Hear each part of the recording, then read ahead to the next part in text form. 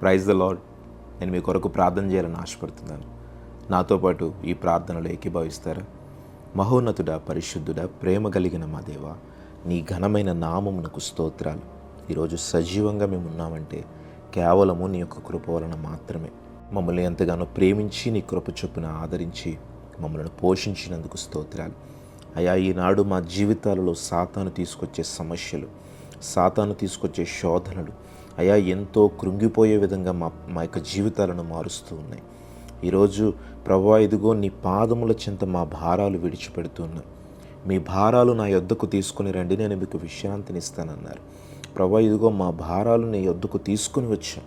ఈరోజు మాకు విశ్రాంతిని దయచేయమని అడుగుతూ ఉన్నాం. ఏ సమస్యలను బట్టి నీ బిడ్డలు మొరపెడుతున్నారో, ఏ అనారోగ్య సమస్యలైతే నీ సన్నిధిలోనికి తీసుకొచ్చి ప్రభువా నాకు స్వస్థత దయచేయని అడుగుతున్నారో, ఏ అప్పుల బాధల నుండి విడుదల కావాలని ప్రభువా నీ బిడ్డలు ఆశపడుతున్నారో, ఏ యొక్క సమస్యల నుండి విడుదల పొందుకొని సంతోషముగా నీ సన్నిధిలో ఆరాధించాలి, నిన్ను ప్రభువా కొనియాడాలని ఎదురు చూస్తూ ఉన్నారు.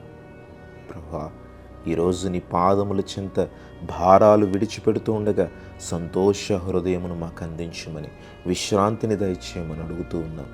ప్రభువా, ప్రతి ఒక్కరిని పేరు పేరున దీవించి అయా నీ వాక్యమును మాలో నిలిపి సాతానును ఎదిరించి పోరాడే శక్తిని మాకు ఇవ్వమని ఇచ్చి నీ ప్రార్థన నీ పాదముల చెంతకు చేర్చుకునమని యేసు నామములో అడుగుచున్నాము తండ్రి. ఆమేన్.